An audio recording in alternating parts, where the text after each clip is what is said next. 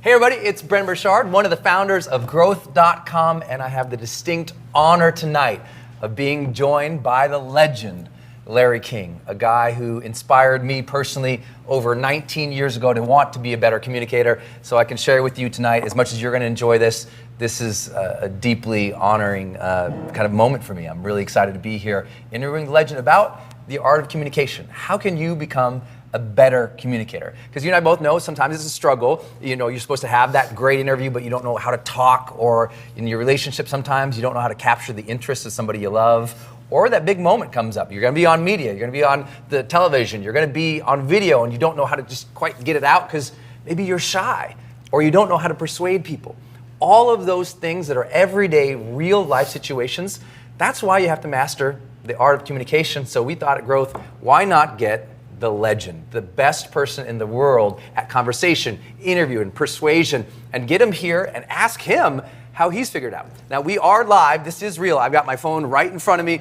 We're totally live, so all I want you to do is make sure you post your questions down below this video because we can see them, right? And we'll be posting and asking questions throughout the session where I can take your questions and give them to Larry. So it's important for you guys to interact, to stay here with us. We'll be having an amazing conversation, but we can't do it without you. So please interact. Your questions will help drive some of this as well. And may I add? Please do. That you'll be telling them all about it. We have a special product coming. Yeah.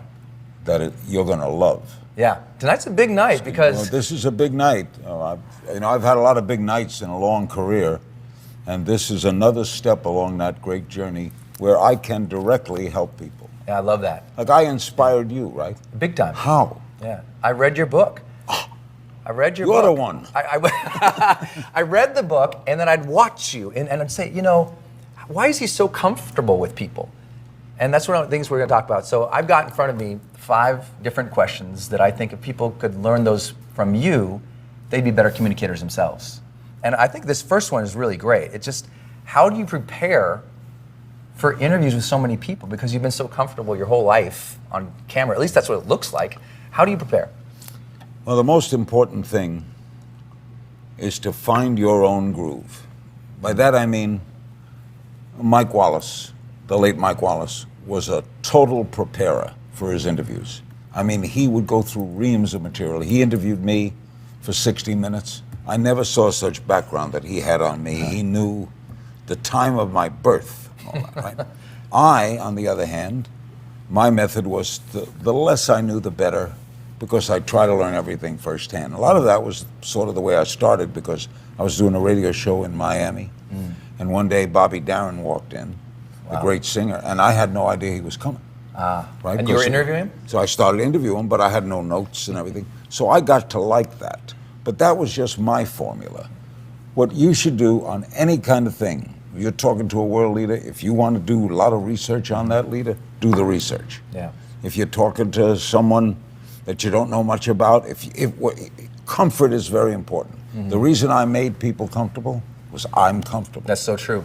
So you're more comfortable now than I am, because I'm interviewing and I think, wow, this is Larry King, but I can just see it and feel it. I'm totally comfortable. One, because I know this is not brain surgery, right? That's good. The world will not end with what happens here today, right? That's so true. So you de-hook that stress. So or I go to the moment, but that's my method. Yeah.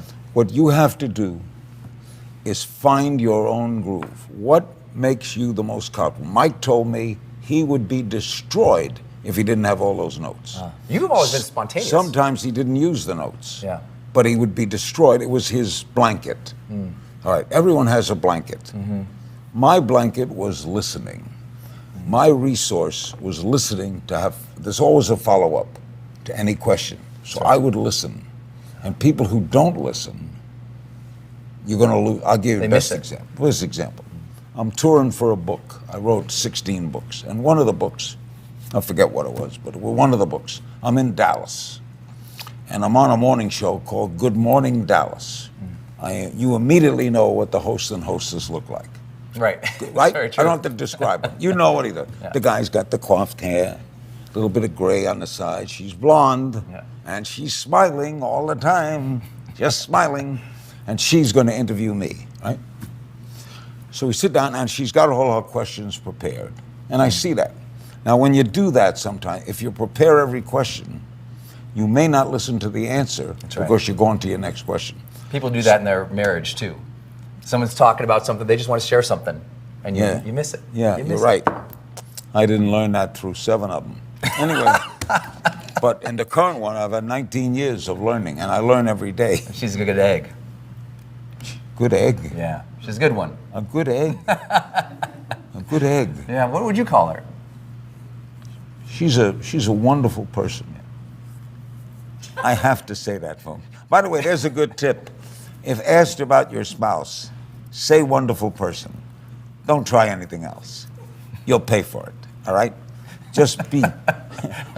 That's as honest as you're going to be. That's so true. Be as honest. So what was I saying?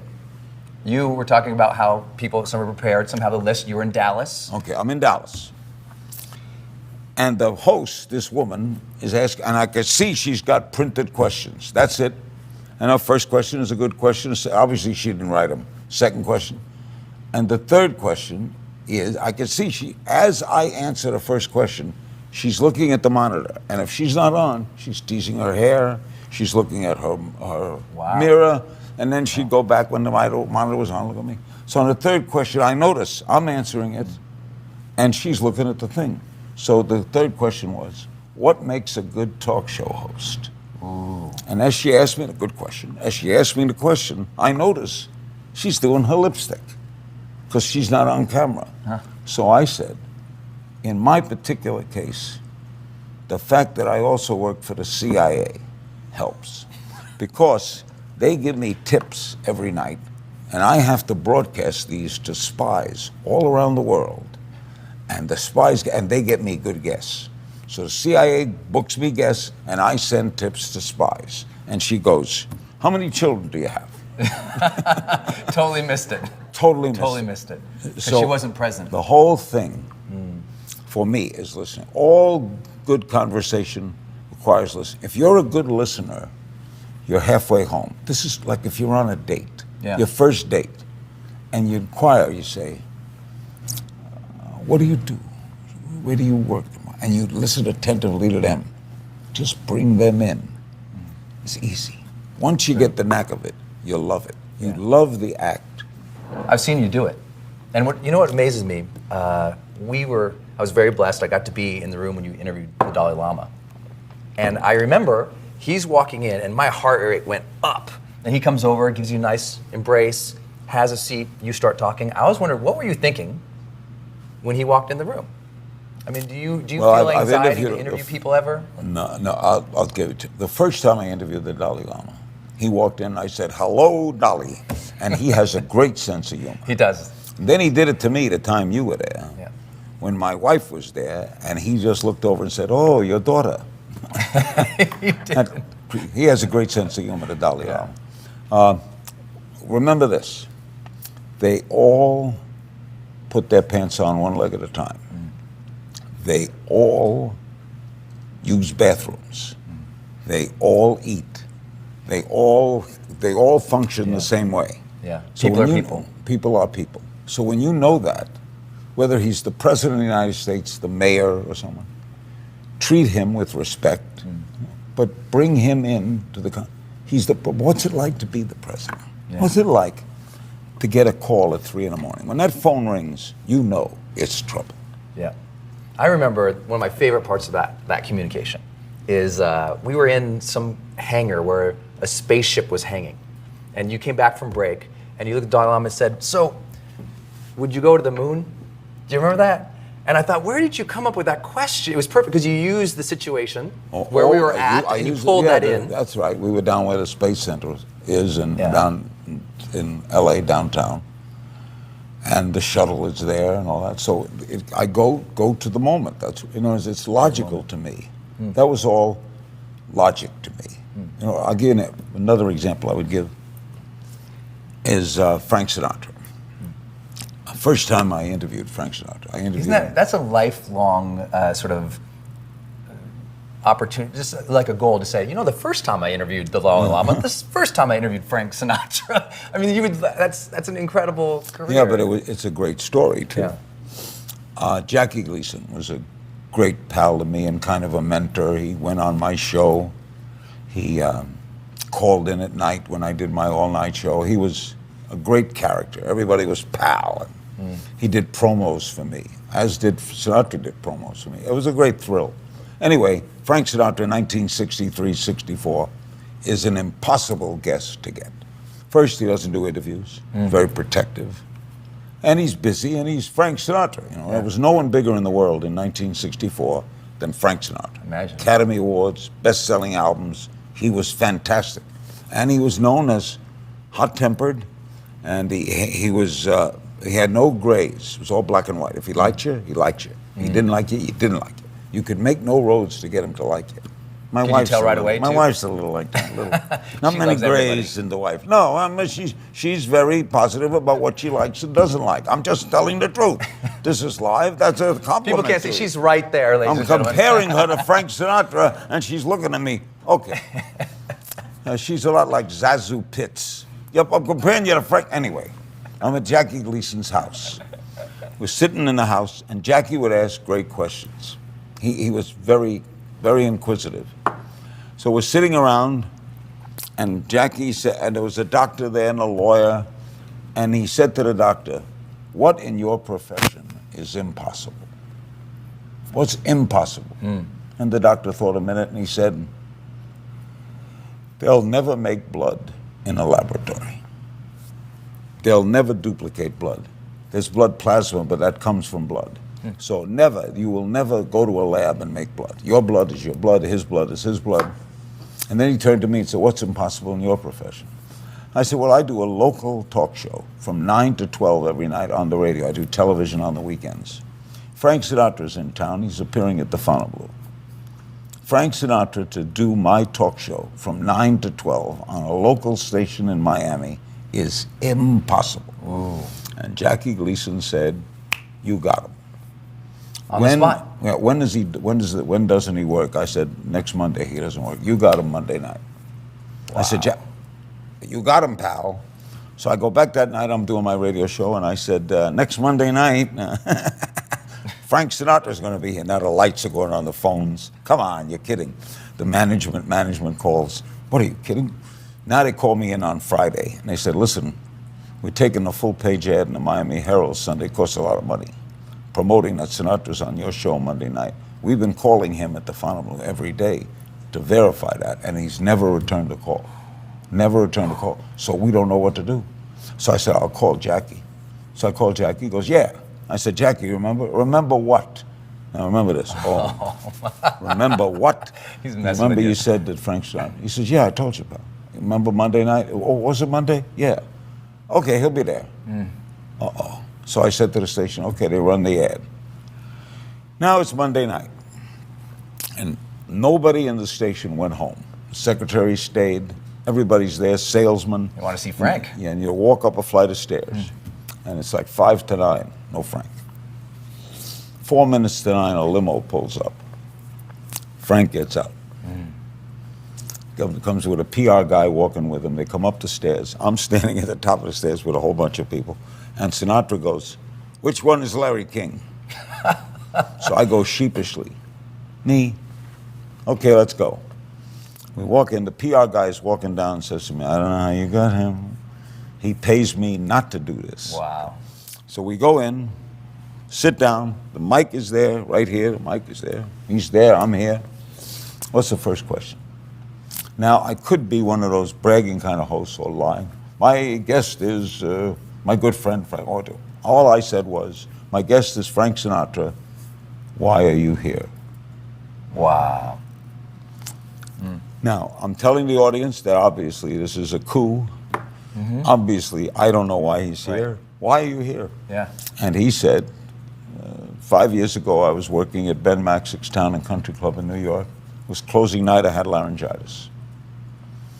I couldn't work, and the place was full. I called up Jackie. I said, "Jackie, would you come and do the show?"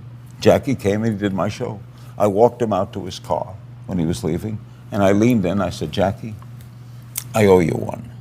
Oh. Now I'm here. I get a call from Jackie Gleason. I call him back. I said, "Jackie, it's Frank Sinatra." And all Jackie said was, "This is the one." Beautiful. Were you nervous? With Sinatra? Yeah. Yeah. Once I got past it, once he answered me, You're in it. no longer nervous. Then Sinatra says to me, want to come see my show? At the end of 3 hours. Whoa, yeah, I'll go. Sure, who wouldn't want to come see your show?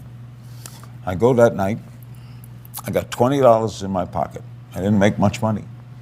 So I parceled this out. I got $5 to give the guy who parks the car and $15 to the waiter. Sinatra's picking up the check. So we're sitting down ringside, and I'm eating Cherry's Jubilee, which is ice cream with cherries all over it. Sinatra's on stage, and in the middle of his act, he pulls up a chair, and he talks to the audience. He always did this. And he said, oh, by the way, he says, the other night, I don't do interviews, but I did this show. Jackie Gleason asked me to do it. And this young guy named Larry King, he was really very good. And I think he's here tonight. Larry, stand up. So I was shocked, right? And I stand up, hit the table, hit the Cherry's Jubilee, whack. The cherries literally go all over my face, cherries coming down, ice cream coming down. It was pretty embarrassing. And he always remembered that. So you remember that moment? He would call me Cherry's Jubilee. Remember that night? But the back to the whole story was, I was able to go to the moment and tell the audience, one, I don't know Frank Sinatra. I've admired Frank Sinatra. I didn't do any baloney. Just why are you here? Which is the same thing everybody listening is thinking. Yep. Why is he here? Right. A 3-hour radio show? Beautiful. Beautiful. Was he the toughest interview you ever had? Oh, once you got him, oh, he's great. Okay. Who was the toughest interview you had? This is actually from Amy Ferdiger. So I hope you guys are posting some questions down below. She asked this before we started. I didn't know I was going to go to it. She asked, Mr. King, what's the most intimidating interview you ever did? Intimidating was the first time in the White House with George Bush, the elder. George Bush won. Was he your first president that you'd interviewed? No. Okay. Ford was my first president, and Nixon. But they weren't in the White House. It was the setting. But this was live in the White House. Wow. So I walk into the White House, and I'm getting ready to do it, and Barbara Bush, who is very direct, says to me, Larry, no jacket in the White House? So now I'm, oh my God, I got no jacket. The First Lady is now criticizing me, and I got to go in. So I was, but once you get over that, remember, pants one leg at a time. Yeah. So I was into the moment, and once you get into it, I got into it. The worst interview I ever had, well, Robert Mitchum gave me a rough time, and I loved him as an actor, but he one-worded me. But the worst, I think, was Phyllis Gates. One word it is, he just didn't, he just went, oh, nope, to you. yep, nope, yep. Did you ever nope. get him out of it? No. How do you get more out of people? You try the best you can. All you can do is all you can do. I tried everything in the book. What's some of those things? Is it you ask questions, you Why tell are you stories? having trouble answering me? No. I mean, so, in other words, if someone is dead, you can't interview a rock. Right. And Robert Mitchum was a rock. At the end of the interview, he said, how did I do? How do you respond? How did I do? Not well. But Phyllis Gates is a classic story of over-enthusiasm. Phyllis Gates was married to Rock Hudson. Not generally known by the public. Years ago, she married to him, was married for a year and a half, and now Rock Hudson has just died of AIDS. Comes out he was gay and he had AIDS. And we agree. Phyllis Gates agrees to go on my show. She's living in a nursing home. She can talk about it? Well, we assume Phyllis, Rock's dead, will you come on? Sure. Phyllis comes on, sits there, we're promoting it all day. Tonight, Phyllis Gates, Rock Hudson's wife, Rock Hudson's wife. Gay guy wife, gay guy wife, gay guy dead wife, promoting it, right? You know, build the audience. She sits down, nice lady. My guess is Phyllis Gates, married to Rock Hudson. How'd you meet Rock? I was the secretary for his agent, and so he visited his agent a lot, and he asked me out, and we went out a couple times, and got married. And how long were you married? About a year and a half. No children, no children. What was Rock like? Very nice. Period. Nothing. When you found out he had AIDS, did you call him? No. Why not? Well, hadn't seen him in years. Didn't feel. Were you worried? Hope he did well. Short answers. When Short he died, sorry he died. Now I look at the clock, it's 3 minutes after 9. I got another 7 minutes to go with this lady. We wound up talking about movies. Did you change the topic or did I she? changed it. You did it. She was changing nothing. She was sitting there stone cold. So I went whatever moment I could go to, and I went to movies. And we talked about movies. But That's it was pretty tough. good, though. So if you're in the conversation with somebody, they're not opening, you're just going to hit them from different Switch. topic angles. Try everything you can. And do you warm it up, or you just switch the question? I mean, do you share a story and then make a transition? Well, or you sometimes I'll say, I had this shy guy once who was an American war ace who was very nervous. He shot down enemy planes in World War II, but he was nervous. Nervous. He shook my hand, his hands were sweating. I asked him, why did you want to be a pilot? He said, I liked it. Nothing was forthcoming. He was just one-word answers. Yeah. And this is an ace. Yeah. Shot down 9 German planes in World War II.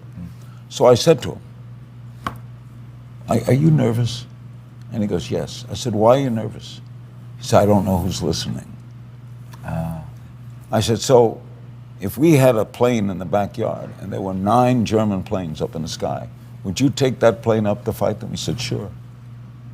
So what we began to discuss was fear. What about fear in a plane? Fear of what happens. And in 10 minutes, I created a monster. This guy, alive. we dove through the clouds in the sky. I could see the whites of their eyes. We had to carry him out of the station. Why don't we do more? Yeah. So that was. I took such pride in that I went, found the moment, and got him to draw him out. You know that I learned that from you, that you acknowledge the moment of whatever's happening there. Oh, you seem uncomfortable. Why are you here? I think a lot of people, they try Always to be remember clever. this. The audience senses that. First day I was on the air, I was nervous. I was scared to death. They just gave me my name. My name was Larry Zyga, and that didn't fit, so they gave me the name Larry King. Yeah. He looked at an ad in a newspaper that said King's Wholesale Liquors. He says, how about Larry King? That was my name. I went on the air my first day, my dream of a lifetime. I always wanted to be in radio. Well, you couldn't announce Since your real 9 name. years old. I'm looking down. I got the record playing. I look up at the clock. I turned the record down. I took the microphone on. Nothing comes out. Nothing comes out. I looked at the clock. I remember saying to myself, this is your lifetime wish, and you're scared. And the general manager of the station kicked open the door and said, this is a communications business, damn it. Communicate. And what I did was, God's honest truth, May 1st, 1957. Turned on the mic, lowered the record, and I said, good morning. My name is Larry King, and that's the first time I've ever said that, because I've just been given that name. And this is my first day on the air. And all my life I wanted to be on the radio. And I'm nervous. And I'm nervous. So please bear with me. I'm going to try to do the best I can. I'm going to play records. I'll give you weather. We'll talk. But this is my first day. What did I do? Acknowledge what was true. Brought the audience into my dilemma. So any goofs I made that day, hey, it's his first day, right? Yeah. So there was nothing wrong. There's never anything wrong with the truth. That's good. There's never anything wrong with the truth. And acknowledging that you may or may not be great. Because I think a lot of people, they want to say, well, they feel like they have to be so buttoned up and so confident and so powerful in the moment so that they're perceived as respectful or they get credibility. So what do you say to the person who's shy, who says, I would love to just be able to acknowledge the moment, tell the truth, but I'm scared of people. Of course, some people are shy. And some people, we do the best we can. What I would say, and I hope when you tell them about these lessons we did, there are some good tips in there, but admit your shyness. It's obvious when you're with a shy person. Right. You're shy. Have you always been shy? Have you got any help at that? Do you feel awkward? Am I affecting you? Am I too close to you? Well, what about the person who is shy? So let's say they walk into a networking event and there's 10 people around. They're supposed to go hand out their business cards. They walk up to. What if someone met you? I know you meet a lot of your fans. They walk up and they're terrified. So what do you say? I would. If it's a woman, I would take her hand, maybe, calm her, tell her that, hey, this is just you and me. You don't have to be shy. you can express yourself to me. This is very important, this situation we're in. It's important for you. So if it's important for you, give me a little. Come to me. Oh, that's good. Give me a little. Nothing wrong with asking. Nothing wrong with saying, if you're shy, admit it. Let's see what we can do with it. People can help you confront shy. Another thing to do is look in the mirror and talk to the mirror like you're giving a speech. The thing most people are afraid of is public speaking. Right. That's the number one fear people have. So I always tell if you have to make a speech, let's say you're getting an award, or you have to make this speech for your company, get up and say, I am scared to death. Because it sort of diffuses it for the audience. Yeah. And then they say, well, if you messed up, he said he was nervous, he was shy. I've never made a speech before. I've prepared it. I'm going to do my best. That's good. Please bear with me. I have never spoken in public before.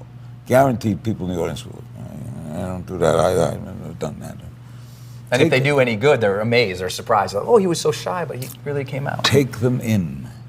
I've had everything in the world happen to me while on the air. I've had teleprompters break. I'm doing an involved speech and a teleprompter breaks. Know what I would do? What? Teleprompter just broke. You'd tell them, you'd acknowledge the truth of the moment. Teleprompter's just broke. There's a bunch of material here. I remember a lot of it, and I'll do my best. I love that. Or I'll go to a break and we'll try to fix the teleprompter. I had a fire in the studio once. There was a commotion around a fire. I said, there's a fire in the studio. We're trying to put it out. We're going to go to break. There's a fire. The 94 earthquake. I went on, there was an earthquake in our studio.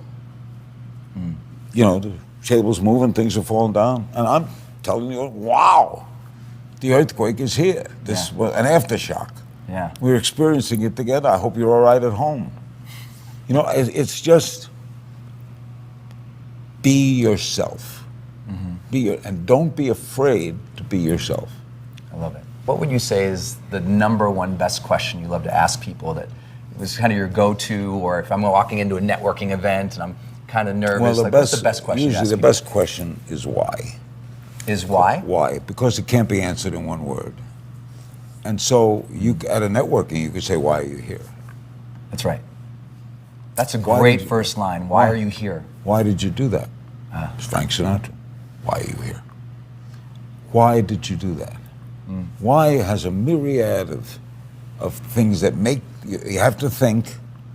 Yes. I asked Peter Ustinov, the great actor, once, why he enjoyed being interviewed. He says, because it gets me to think about things I don't think about.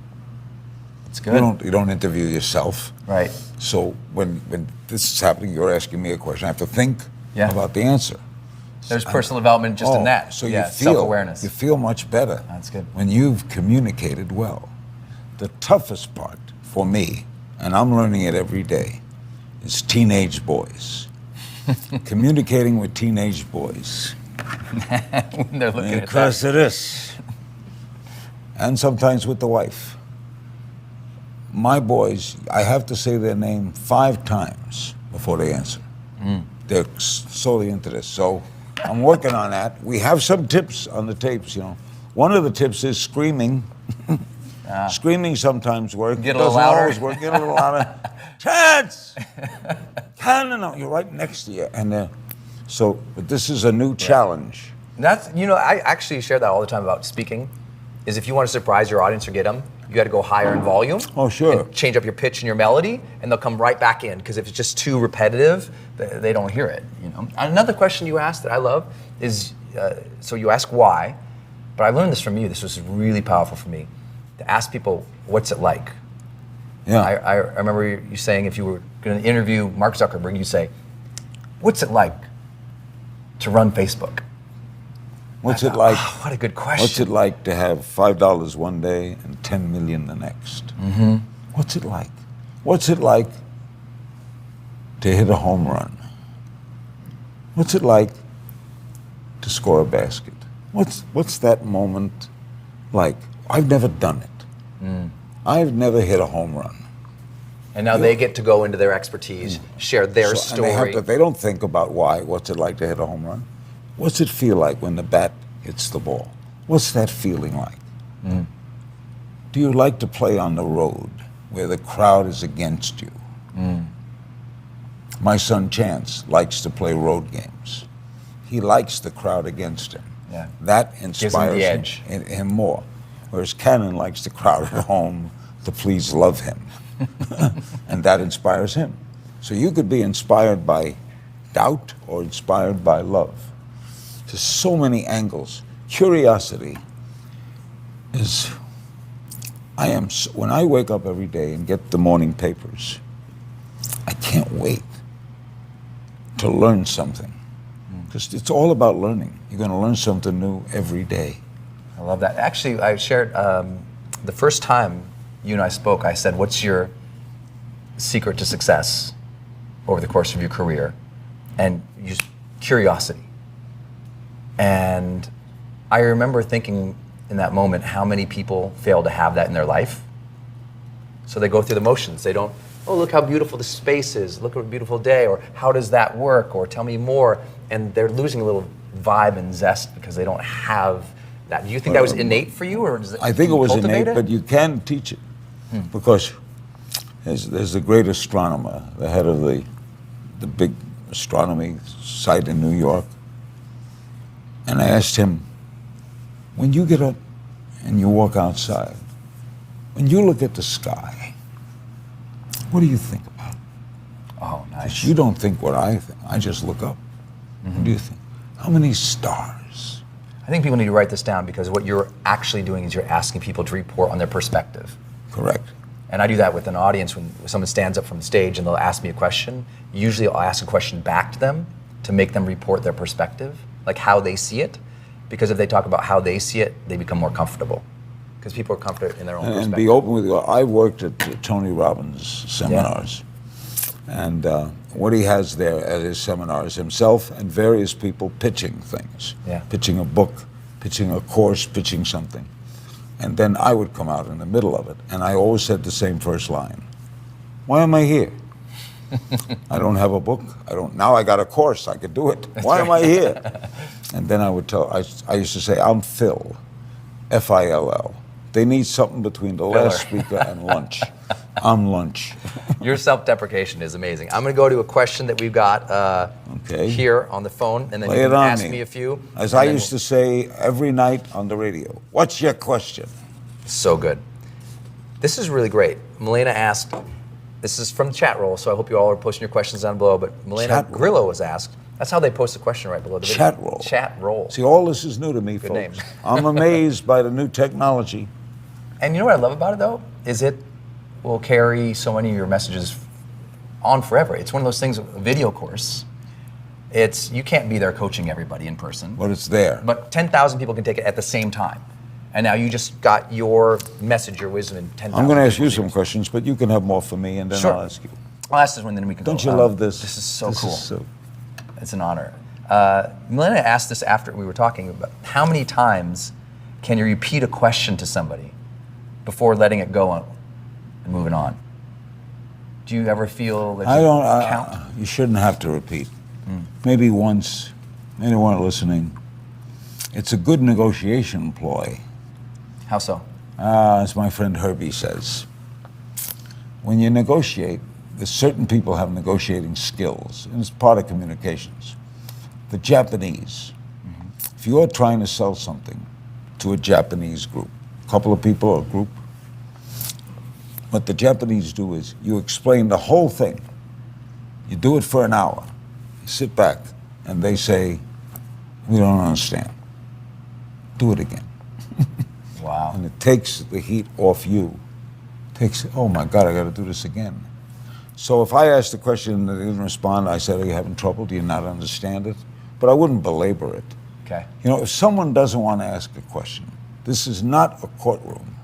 Yeah, that's good. You can't force them to ask a question. But you might say, if we were in court, how would you have answered this? You know, I just thought of that.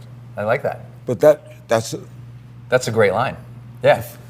Or change the situation. If you were on stage talking to 100 high schoolers, how would you explain that? This is what we do in sales persuasion all the time. We have to tell people, you're trying to be too complex. Just how would you explain it to the guy at the barbecue, I always say. Talk to your guys, talk to the people around you like you're talking to the barbecue. be that level of enthusiasm because everyone's excited to barbecue.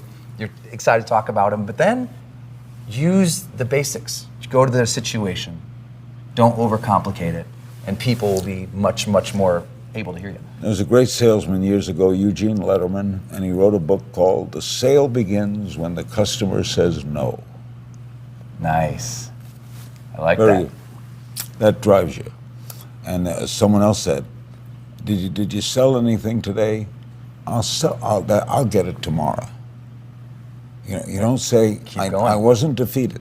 Right. I'll get it tomorrow. Keep going, which you have to do in all of sales. I hope you all are enjoying this. One more reminder, Larry's new course on growth.com is now open. You can click the link down below to learn all the details about it. It's an opportunity for you to learn his foundational communication secrets that helped him master the medium for several decades at the very top. And that's an extraordinary opportunity. And remember, you get a whole year's worth of continuing interviews where he's going deep with Masters of Communication. You can have access to that as well as a live event tickets so that you can come and join us live and learn from not only the master himself, but other personal growth legends. And then of course, you get that coaching session where we can just have a conversation. You can share, what are you working on in your life? That group coaching session comes along free as well. In total, over $1,400 of value that you get today on Growth for just $297. Click that link down below to enroll in the course. You got some things you want to ask about from some of our folks, then we'll come back to some of y'all's questions too. I guess what we try to do in life every day is persuade, right? Yeah. It's all a negotiation. Yeah. The wife, I want to see this movie. We should go see this movie, right? What do most people fail at in persuading? I would say structure. How so? Structure. Because they usually start out, they just tell someone what they want. I'd love you to do this for me. I need this, I want that, I'm unhappy about this. Want is a bad word. Yeah. And so they're just pulling, they're saying I. Is need a good word? Want and need can be great in the right order. Right? If you go into someone, I need you to do this. And it's just like, it's not compelling. Or if I started a sales video and I say, I need you to sign up right now, it's just too early. It's just like trying to, go in for the kiss too early on the date. And people need to be warmed up. You need to always start in other people's worlds. And if you're structuring a communication, whether it's your spouse or it's a big business meeting or it's a video, you start in their world. And you start in their world in what their ambitions or their opportunity is. That should always start out the video. That should always start out the stage. It should be about, what are you all trying to achieve? We're trying to go up here and paint the picture, paint the vision. Then you talk about the problems they face in achieving that. And then you tell your story and why you're here and what you want. But not before that. Because if you do, you lose them. You got to be in their world and structure it that way. Always start in their world, from their perspective. What do they dream of? What do they want? Then talk about, why are you the guy, the gal, the system, the program that will help them have that? So you come later, which is hard for people because we're so used to, pounding, I want this. Yeah, very good.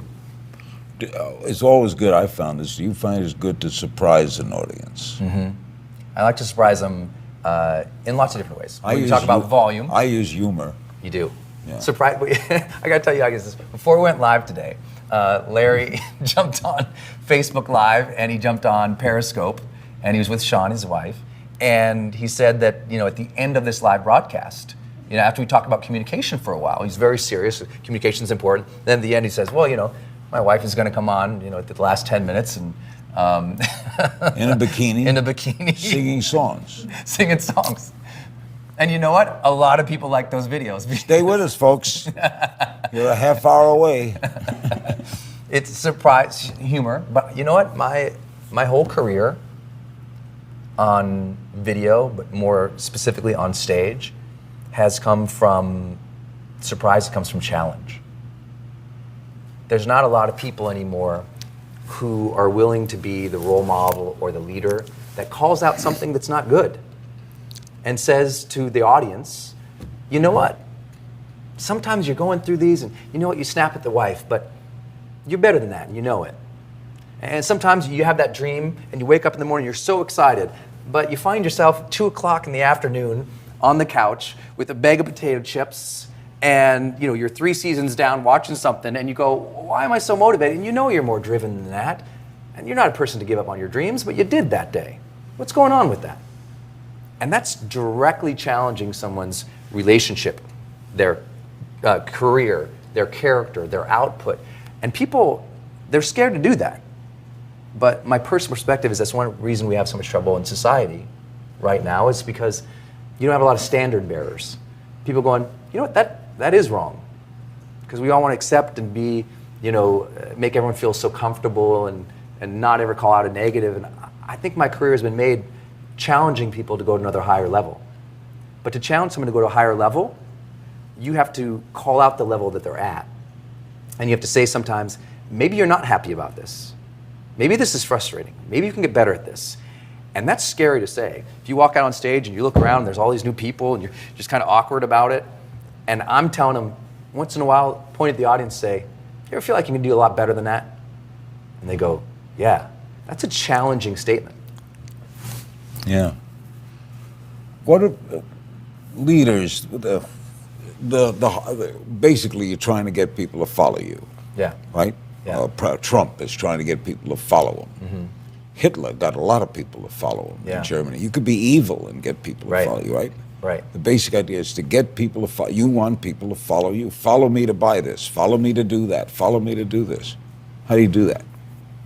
Well, I think that's a really good point, because there's people who use influence and communication for negative things. Yeah, sure. That's why I love your course too, by the way. It's, hey, look, I'm going to use this medium to do something positive. Because look at all the people online right now being super negative, being critical and harsh to other people, judging it's crazy. So my way of thinking about positive leadership is, instead of, again, starting with my wants or my needs, I have this, I think the 5 biggest words in leadership are this: people support what they create. People support what they create. So great leaders, before they're going out and saying, follow me, believe in me, buy from me, they actually go out and talk to people. And they learn what they're saying. And when I'm talking with people, I always have my journal when I'm over your house. I had my journal. I listen to what you say. I'm journaling. And I'm doing that with my audiences. I'm doing that with my customers, my coaching clients, everybody I talk with. I'm always writing, what do they do? Because what they're doing is they're giving you the phrases. They're giving you the words to use in your persuasion.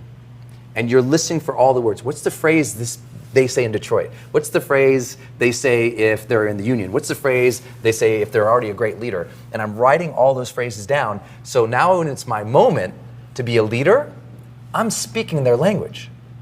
Because people support what they create. So when in conversation, when they're sharing their ideas, what they want, their vision for the world, they're creating their vision for the world. I'm writing down how they describe it. Then when I get up, I don't have to be smart, articulate, brilliant Brendan Burchard. I just say what they already told me. And they go, he's one of us. That's exactly how we think. Oh, I love this guy. And that starts getting that momentum going. People support what they create. So I tell leaders, I have Fortune 50 senior executives, it doesn't matter who I'm working with, I say, ask your people what they want. Write it all down. Learn the language of what they're saying. And then when you share your vision, they're already a part of it. And it feels like the we story. This is us together versus the me story, which is, I'm the leader, I'm here to take over and show you my vision. No, it's like, no, what are we going to do together? And together is probably the most important word in all of leadership. Together. And you don't say, I'm the leader. Never. Never. Never. It's like, we have the opportunity to do this together. Here's why I'm passionate about it. How did you get 4 million fans on your Facebook page? It's a lot of people. That's a lot of people. I would say, first and foremost, consistency. It's not a sexy word, right? It's not, but I mean, I think about you're here because you were probably the most consistent guy of everything you do. So you got better at it. Because as you did it more, you got more comfortable. You knew what to say, what not to say. That's practice. And that's what happened for me on Facebook. I did it so consistently. I saw it's so immediate. You see the feedback. How many likes did this get? Did it not work? Oh, that messaging doesn't work. And I'll give you my best, formula for Facebook is to share a life truth about something and then give a directive. So a life truth would be something like, you know, every person is a beautiful soul inside. It's a life truth. Every person's a beautiful soul inside. Then I give a directive. So start being more of yourself, period. So show the world that, right? So you just share a general life truth and then tell them to go do something. Because people online, they follow leaders. And so tell people to do something. It's so funny because instead, everyone on social media, they're not telling people what to do. They're just saying, look at me, look at me, look at me. And I'm usually saying, hey, life is like this. Why don't we go do that? And people get inspired by that type of messaging. So they share the quotes and the audience builds. And it only happens because I'm talking about life as it already is and challenging them to go to the next level. So I think that's been part of it. I would say the second thing, okay. Go ahead. So the second thing is investing in it. Not Facebook as a company, but being willing, if I got a post that did really good and people loved it, I'm gonna boost that post. I'm gonna spend 10, 20, 30, 40, $100 to boost it so that more people see it. So if you wanna build your Facebook page big, find out what's working, post it, and then boost it a little bit. And that's gonna help as well. Isn't it a great kick to move an audience? I love it. To know that you've helped them, Yeah. or amused them, or excited them. I don't get more fired up about anything. You know me enough. I kind of suck about talking about myself. But when I get to be in a moment of service, I can just come alive. You know, that's where I. You know, one of the secrets of my success was I never learned anything when I was talking. So I drew the guest out. Love that. And I didn't use the word I. I was irrelevant in an interview. What does it mean? You count. The That's why guest they're here. counts. They count. I love that. Well, basically, the great broadcaster Arthur Godfrey, when the days went on your driver's license had a list occupation, he wrote salesman. Nice. That's what you are. You're a salesman. Yeah. You're selling yourself. You know what I once sold? Borden's milk. Home delivery of Borden's milk. I sold that. We would In get a store? the list. Or you were going on door to door? phones. No, On phones. Okay, got it. Borden's milk, we'd get the list of people who had children 6 months ago. Right? They're all formula. Good person And to I call. would call up and I would have, oh, Mrs. Jacobson, how's little Sidney? How's he doing? It's about time he had some milk. Listen, I'm going to send you, how much milk you use a day? I'll send you 2 bottles tomorrow free. And you use eggs, orange juice, we'll deliver right by your door in a bottle. Bottles are better. I remember selling that to people and pitching women on ordering home. I could have pitched the wife. You guys started the same thing. You were giving away milk for free, and I would give away books for free. I give away videos for free, courses today. We do things like this. That's the best sales trick ever. Give, and you shall receive. That's where it all starts. That's out of the Bible. Yeah, well, I think a little bit. It is biblical. I think ask and you shall receive was the biblical version. Wow. And I say, which is a great spiritual principle, but I say in business, give and you shall receive. Let me shout with the audience real quick, y'all. I hope that you're enjoying this program, and I want to make sure that you click that button down below because you can see growth.com has a special right now on Larry King's Communication Mastery, a course that will absolutely change the course of your life. Because when you know how to communicate well, everything shifts. Your marriage gets better, your work life gets better, you're better on stage, you're better on video, you're better interviewing people, you're just better at everything you do when you talk and you communicate well. Would you agree with that, Larry? Absolutely. It's everything. Absolutely. Yes. When you communicate better, your life is better. I agree. So click that button down below and you can see everything at the beginning. You get 10 foundational videos. These are like the must-dos in communication no matter what, from Larry King himself. Unbelievably inspiring and thoughtful videos and training. He's a better trainer than he gives himself credit for, by the way. They're fantastic. Then there's worksheets that you download along with those. You're doing your work and getting in your head and knowing how to communicate better. Then you also receive, this is really, really important, ongoing training from Larry for a year.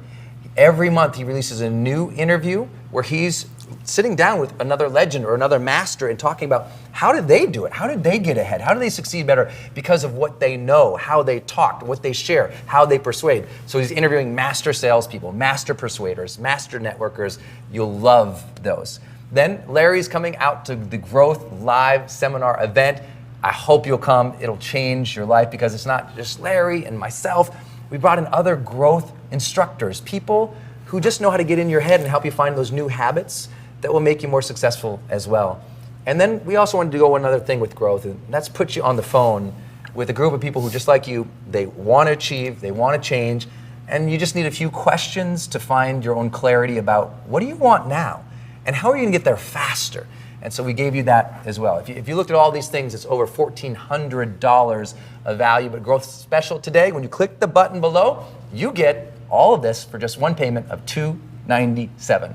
If I was 10 years ago and someone said, Brendan, you can learn from Larry King, you can learn communication mastery from the great, the legend, I would have spent thousands of dollars on that. I've probably spent thousands of dollars with Larry now. He doesn't know it, but hopping on a plane to go down and be in the room with him and interview and listen from him, he shared me thousands of dollars of insight, sometimes backstage or right before an interview. I would get a little nervous and he'd say, do this. He's just going to change your life. So enroll in the program today. It's a special from growth.com. It's why I'm here. It's why Larry's here. We just know how far this will take you in your relationships, in your ability to network, in your ability to persuade or sell, or just honestly sometimes overcome your stuff, your shyness, and find that confidence in the communication that you deserve. Click that link down below. You'll be able to enroll in that program. With that, I would sure love to go to some of your questions that they've been handing me here that I think something will be very impactful for you. But Fire away, Brendan. Is that all right? I'm all learn this. Be prepared for anything. Okay. I'm going to ask you a big one. This is a difficult one. What do you do if you're talking to somebody and you don't like them? Well, you got to fill the air. You got to leave that away. No, I always put my ego at the door. What is the reason you don't like them? For example, if they're bigoted, you would go to that. I would be incredulous. I would challenge them, because bigotry is a terrible thing. To discriminate is a terrible thing. So that I would not shy away from. Hey, if you got feelings and someone in a moral thing is saying something that you totally don't agree with, don't be shy. Go to it. You call it out. Call it out. Would you say, I don't agree with that? Or would you say, why do you? Yeah. No, I don't agree with it. I would say that makes no sense. That makes no sense. I've done that with people. George Wallace, the first time I interviewed him, I said to him, and he changed later. You know, his chief of staff was black at the end of his career, but then he was a segregationist. And I said to him, there's a gentleman here, it was in Miami, a gentleman here, the head of CORE, Congress of Racial Equality. In World War II, he was in the Army. He was with a black troop. And he was in Texas, Beaumont, Texas. And a Nazi submarine had technical problems. And they came up. And the black troop took them prisoners, people on the submarine. They had 30 Nazi prisoners from the submarine. And there were like 12 blacks escorting them to camp in Beaumont.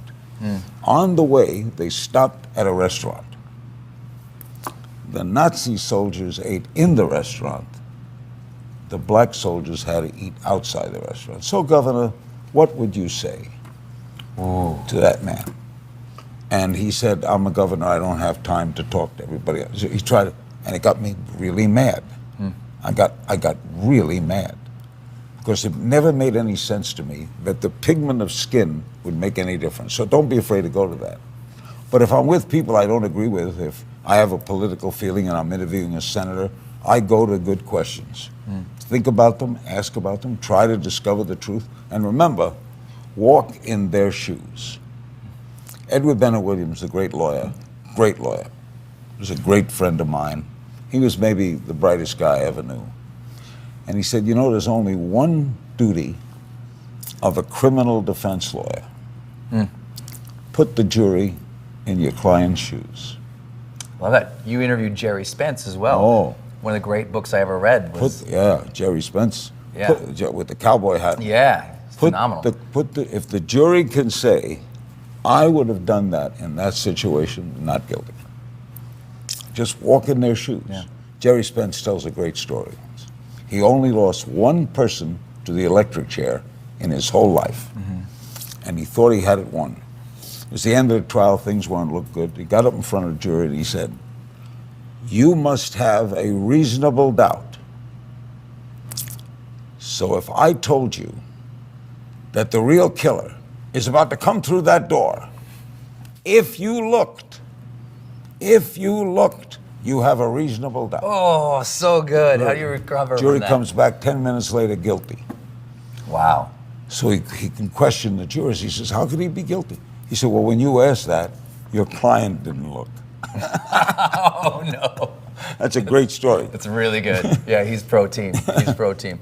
I'd love to ask also, how do you getting a standing ovation speech? And I ask you this because I was there. I remember I was young in Cow Palace in San Francisco. You had, I don't know, 15, 18,000 people there, I felt like, and you slayed them. Because I use humor. The humor, get it. And when you have funny stories, you bring your family into it, bring anything into it. If you talk to a crowd, I like to go to conventions when they're really serious conventions, like I did the Canadian College of Cardiology, all cardiologists. And I tell funny stories about my heart attack. I make the heart attack amusing, and I get them going. You get a standing ovation because you've made them laugh. If you can on their topic area, too. If you can make people laugh, you win. You know, laughter is an aphrodisiac. It's great. If you're dating someone, you make them laugh. And also you bring, this is very important, you do it and I do it, passion. Yeah. Passion is so important. Someone asked me, what makes a great guest? What makes a great guest? There are 4 things that make a great guest in a communication industry. And if you have those 4, it doesn't matter, you could be a plumber, a ballet dancer, a mayor, a president. Frank Sinatra, he had all 4. The 4 are an ability to explain what you do very well, a passion for what you do, a sense of humor, and a little bit of a chip on your shoulder. Oh, I love that. That little bit of anger. So Little you edge. never know what a little edge. Self-deprecating humor, make fun of yourself. Total passion for what you. Frank Sinatra could put you on the stage with him, on the stage, singing how he thought musically, that you could feel his passion for interpreting a lyric. I love that. And the way he would explain it to me, think about the lyric. There's a song, we were in the green room in New York, and Irving Berlin wrote a song called Remember. That's And Frank said there was an Irving Berlin tribute, and he had to sing Remember at that tribute. And he was having difficulty interpreting it, and the song went, remember the night you said I love you. Remember you vowed by all the stars above you. Remember? I'm trying to get it, he said. So I called Pavarotti, just like any person would do. right. He said, I called Pavarotti, I said, Luciano, I'm having a difficulty with this. And Pavarotti said, Frank, this man is angry. This woman hurt him. So hit remember hard. That one, that's like maybe so the best he hit advice it, ever. Put more emotion on something. Remember, he's angry. Yeah. He's not happy. Remember? Yeah, put some edge. Little thing. So if he could have that passion, and if you could have, and everybody has a passion for what they do. Yep. And everybody likes to talk about what they do. So you can always get them at that. And I also think that a lot of people need to learn to not just wait for the passion to land. You know, if you're going to interview somebody and, you know, maybe you had a bad day, you didn't sleep very well, you hate your breakfast, your stomach's upset, you go and you demonstrate passion. We say at all my events, the power plant doesn't have energy, it generates energy. So your job is, if you're on stage, even if you're not, generate the energy that's required to serve in the moment. Generate the passion. After 9/11, 2 weeks after, exactly 2 weeks after, I was down where 9/11 happened. And I was interviewing people, and I interviewed a fireman. And I asked him, why do you want to fight fires? And he said, when I got out of the Army, I had a choice of being a cop or a fireman. And I chose fireman because people are always happy to see me. Oh, that's a good one. Not always happy to see a cop. Right. But a fireman. Always happy Good. to see a fireman. And then I said, why do you go into a building that people are running out of? 9/11, you run into a building that people are running out of. And he said, it's what I do. Just felt It's what I do. I can feel that moment now. When people say things with heaviness, with passion, with just engagement, because I think a lot of people, they just get used to going through the normal day and they never learn to be, speak up, say it a little stronger, put a little edge on it. And that's everything in public speaking we teach. Because a guy can go up and tell a story, but you say, you know what, say the same words, but now feel that last word and then put a period on it. Or get up there and allow yourself to come alive a little bit, even if you don't think it's so mundane. For you, you think, oh, it's not a big deal. But for them, they're watching, so give them something if you're there. My friend Herbie told me, Larry, you know the secret of your success? I said, what? Dumb. You're dumb. I said, what do you mean? Because whenever you interview people, it's sort of like, help me. Oh, I like that. Help me. Help me to understand. I don't explain that. Explain that. By the way, that's a good tip. If if you're in conversation with someone, they say something you don't understand, what do you mean? But I didn't understand. What do you mean? Basics. And people won't do that because they feel like then they might be perceived as stupid, but they don't realize that people love to talk. And you just gave them permission to talk. You just didn't understand. Yeah. I don't know. I've made a career of not understanding, of asking people to explain to me why you do what you do. What do you do? And why do you, once on my radio show, years ago, I interviewed a plumber for 45 minutes. 45 minutes with a plumber. He happened to walk into the restaurant. I called him up. And I still remember, this is 55 years ago. Wow. 57 years ago. I remember he said something to me. It's a good tip for anybody. If you're buying a house, you're going to buy a house? You have inspectors? Hire a plumber and let the plumber come to your house and look at it. Because the key to all homes are the plumbing. You can have a $20 million house. If you got cheap plumbing, you got problems. That's true. And nobody sees the plumbing. And You're telling me this as we've just completely reconstructed the bottom of our house because the plumbing went wrong. And why do you love plumbing? Because it's the key to the house. I love to come and turn that wrench, which I've never turned, and make that. My wife is a plumber. She's a natural plumber. She can fix anything. She likes plungers. She likes, the woman gets a thrill out of, she's the rescuer of the house because I have no ability. I have no ability. I've been to your house. I see who runs the house. I know. That's one thing to learn. Here's a great tip in communication with the other half, with the spouse. Agree. This is honest. You never get into trouble. You're so right. I never thought of that. That's a very good point. Great idea. Tell me more. Yeah, tell me more. I'm anxious to learn. Why did you do that? If she said something that hurt you, darling, I know you didn't mean it, but you hurt me. And my wife would say, no, I meant it. I know, I meant it. Let me ask you something in these last couple minutes that we have together. We have Is it over 10, already? 15. No, it's that's exciting. going fast.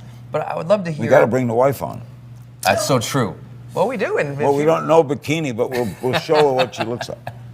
What I'd love to ask is, as we've been talking about communication. No, it's a good act to sell this because it'll show you how persuasive I was that I got this girl. Because she's so beautiful. Sean, don't run away.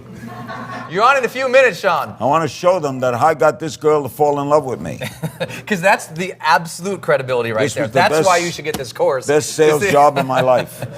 Why do you think most people struggle with communication? It's that person sitting watching and say, why do I need this course? Why do most people struggle? Because it'll make them better in life, in every aspect of their life. If you can communicate better with the boss, with the spouse, with the children, with life in general, your life. For example, you're in a restaurant and you order toast, and the toast is burnt. A lot of people would go, God, What if you said, ma'am, I know you didn't mean it. The toast is burnt. Can I get a new serving of toast? You're going to get a new serving of toast. Gotta get a new serving of You're going to toast. get a good piece of toast. Yeah. So your communication skills, the minute you wake up. It's very true. I hope that you all have enjoyed this tonight. Now, before you close it, No, come here. I'm You still come going. here. Are you coming in? I want to just Come show say you. hi. No, Kiss this is this an girl on the example. cheek. Hey, Sean. This is an example. This is Sean King. She's been so amazing to help coordinate all this. Thank you Now. so much. Thanks, Brendan. Lair. I got the first kiss. I want you to Oh, she hurt me. No, but I want to say something. In the art of persuasion, the art of communication, I met this woman on the street in Beverly Hills, on the street in front of Tiffany. It's cost me a lot ever since. Why couldn't we meet at Target? Anyway, I convinced her to marry me while she was lying in the hospital. In a hospital I was bed. on drugs. That's all I know. See what I mean? That's what I live with. She was on drugs. No, you're a great communicator, and you got me. Yeah, I got you. And then ever since you have me. Learn, by the way, also it's good to learn to when to be a slave. Right? Oh, good tip. When to Very be a good. slave? Except, in other words, take out the garbage, take it out. Take it out. Wait, he's I was totally when's the last fibbing. time he took out You the have garbage? I'm just went, gonna Larry, ask. really, truly. You went Well, there? no, you never asked me, but if you asked me, I would take it. You've never asked me to take out the garbage for Okay. fear I would spill it in the room as I walk. All right, well, thanks for having me on the show, guys. Thank It's you been for helping a lot arrange of this fun. course. Give her a round of applause. I got her. Gentlemen, who's here. All right, Thank you, Sean. Thanks, Brendan. Thank you. I'm going to do a quick recap of some of the things that you all can get today on growth.com special. How fun was this? I just kind of sit here, honestly, even in the beginning of this webcast, I sit here almost shy and nervous, even being the guy who I Oh, talk all the stop. time. I'm honest. It's just, and you could feel it at the beginning. I'm like, this is Larry King. This is Larry King teaching you communication. What's 50 years of the best in the world worth? That's what you have to ask when you're ever faced with an educational program. I look at educational programs all the time, and many of you know I have 13, 14 online courses out there myself. And the way I evaluate it when I'm going to sign up for them is go, what's the level of expertise? Did they succeed at it 1 year, 2 years, 3 or 4? And every year they succeeded, the course is more and more valuable to me. That's the way I look at it, because you and I both know ongoing success, that's rare. And to have it, you have to have the right strategies, you have to have the right habits, you have to have the right intention, and you're never going to learn more about communication, even if it's the fundamental basics, than you will from Larry King, because he demonstrated it, and he did it for 5 decades. You know, 6. 6 decades. Because where do you learn those little nuances of what to say, what not to say? Even if you could say, yeah, I already know that, are you doing it? You already know to be awesome to the waitress or the waiter when the toast is burnt, but then you say, well, the toast is burnt, and you get upset. You don't win if you don't say it right. So this is a course you can enroll in. You can take it at your own pace anytime. When you enroll today, you get 10 foundational videos from Larry King himself. And by the way, what's so cool about it, this is him looking directly at you. I mean, there's something impactful about that. When I watched the course, it's like, this is Larry King talking to me. He's not interviewing somebody. He's looking at me and saying, do this, consider this. Let me tell you a story. Don't do that. It felt like the world's wisest person sort of just saying, hey man. And sometimes we need that to make a major change. Someone to look at you in the face and say, you can do better at this. Let me show you how. Let me tell you my story. Let me tell you what I learned. That's what you're going to get in the 10 foundational videos when you sign up today as part of the growth.com's package, Larry King's Communication Mastery. And then we threw in a bunch of other stuff because we said, you got to experience this course. So we asked Larry, could you keep going? You know, outside these 10 foundational videos, would you keep going? So he's going to do a monthly interview every month for you for a year. So this is really like a mentoring, coaching, training program for a year-long program with Larry, interviewing other masters of persuasion. He'll be interviewing myself on how to sell. He'll be interviewing other people on how to build large audiences, what to do in networking, very advanced, specific conversations that will help you go to the next level.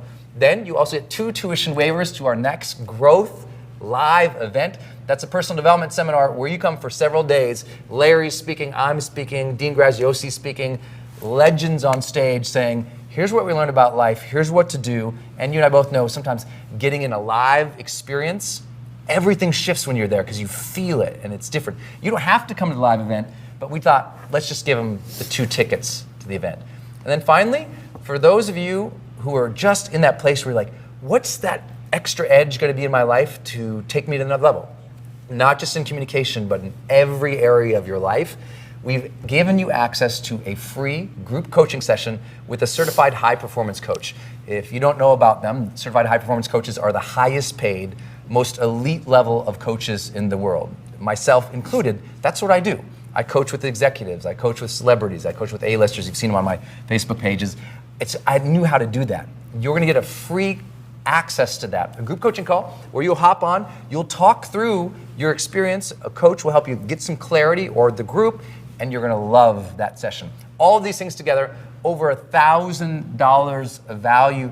Folks, today, as part of the growth.com special, just $297. You can even make 2 payments if you want. I know the power of this because I'm a product of this.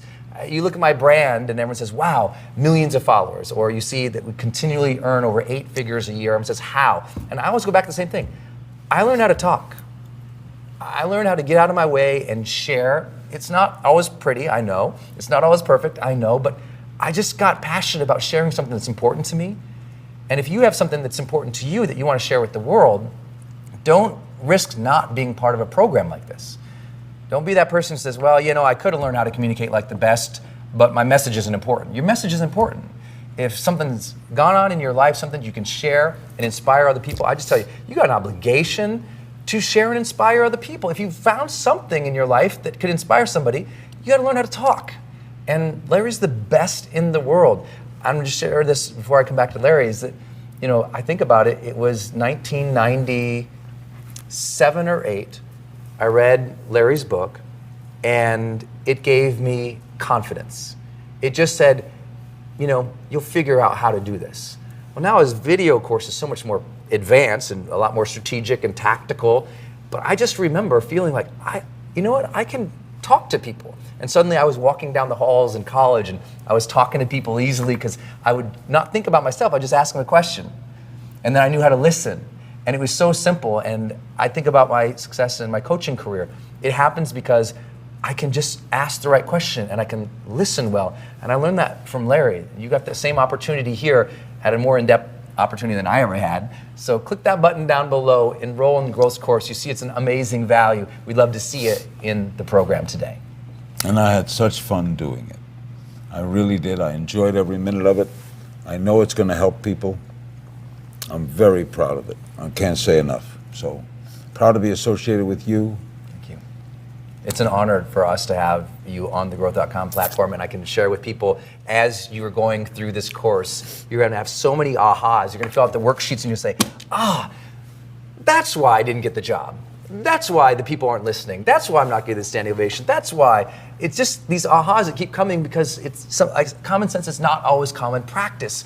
Now you're getting the common practices of someone who spent 50 years honing those skill sets. I want to say one other thing. Remember I told you to go to the moment?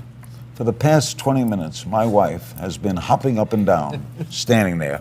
I have no idea what message she is trying to deliver. So would you just yell it out? Shout it out. Let me go. I just said a little energy wouldn't hurt. I have no energy? a little energy. You know what she was doing? Imitation. That's a horrible imitation. I was looking around for my horse. No energy. Horse? No energy. Are you kidding? You can't be next to him and not have energy. This man is going to blow a fuse. If he keeps talking, he's going to light a candle and go through the window. I have energy. I have to see this. If I get I the did blessing, not communicate energy to her. if I get the blessing of being on the planet for 8 decades, and I have your clarity and your energy, and most importantly, your compassion and curiosity for other people, that'd be the greatest gift ever. Larry King, the legend, Thank you for being here. Thank you, Sean, for being here. Thanks to the whole growth.com team who made this happen. I know you've all enjoyed this. I've had a blast. Just such a blessing to be here with you. You can have this experience for an ongoing year. Learn all of Larry's strategies and tactics and tools. Download the worksheets. Do the work. You deserve to be a great communicator. You have something to share.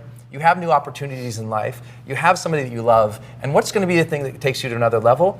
It's how well you communicate. It's the most important skill set in the world. Without it, nothing else is possible. When you have it, everything changes. And here's the good news. You already know that. My question to you is this. How many of the world's best communicators have mentored you or ever offered to say, hey, let me help you for a year? And what do they ask you for that? Tens of thousands, hundreds of thousands? Are they even available? And now you got a guy, because of growth.com, who comes in and says, I mastered this piece. I'm the best in the world at this piece. And he's opening up his heart and his hands to you and saying, hey, let me show you. As he said here tonight, help me help you. That's what he's doing. That's the opportunity you have tonight to learn from one of the world's greatest communicators in a way that you can take any time at your own pace. You can enroll tonight, take it a week later, a month later, next year. We don't care. But get in the program because this is your opportunity to get those extra bonuses. One last time. When you enroll tonight, you get 10 foundational videos from Larry King himself, looking at you in the camera and saying, do this, don't do that, think of this. Then you also receive the absolute unbelievable gift of Larry for a year in your life interviewing masters in communication. And you already know no one interviews better than Larry King. Then you receive 2 tickets to our growth event where you'll see Larry live, myself live, Dean Grazzi, OC live, our growth instructors live to change your life. And a free coaching session where you're going to get online with a group of people and get to talk and learn and find clarity for what's going to make you more successful next. All this is part of growth.com's package tonight. Click the button down below. It's over $1,400 of value for one payment of $297 or 2 payments if you want to make them. We don't care. Just commit to your own communication tonight.